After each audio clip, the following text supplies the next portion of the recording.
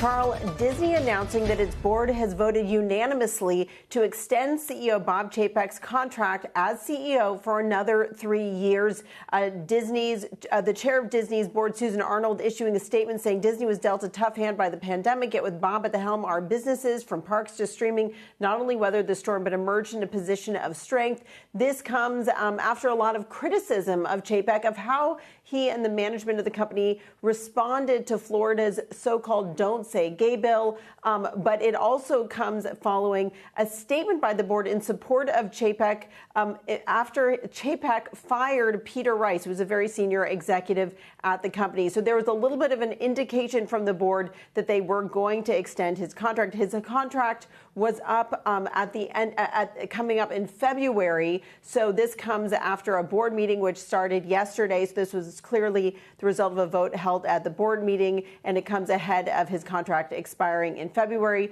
So certainly, Carl, a lot of challenges for Disney at this time when it comes to growing the streaming business and navigating some of these issues, such as that Don't Say Gay bill in Florida. But this vote of confidence for CEO Bob Chapek after his tenure running the company through the pandemic. We see, Disney shares have been down over the past year, but certainly some strength around things such as the parks. Back over to you.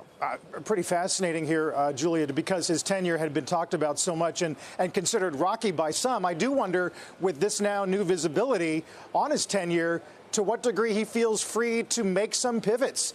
We had a long discussion with Kramer today about how he thinks parks need to be more of a focus for the street after years of Disney Plus and direct-to-consumer and streaming being part of the discussion.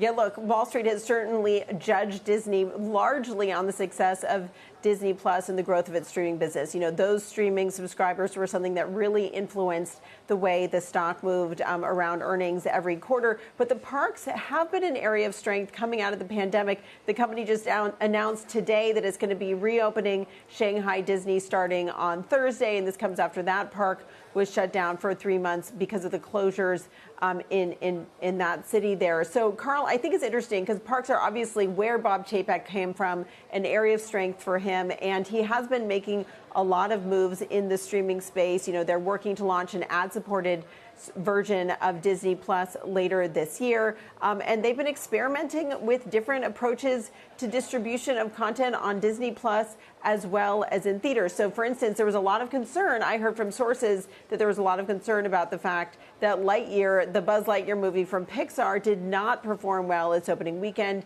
It was number 18 in terms of opening weekends for all Pixar movies. And there was some question about maybe that was because the last two Pixar movies were distributed directly to Disney Plus. So certainly some questions about how Disney Plus's growth is going to do. This is a company that has maintained its targets for those streaming subscriber numbers, but there is a lot of attention on the numbers they're going to report in August. But this vote of confidence from the board indicates that things certainly seem to be moving the right direction there. Big news, Julia. Thanks. Julia Borston on Disney.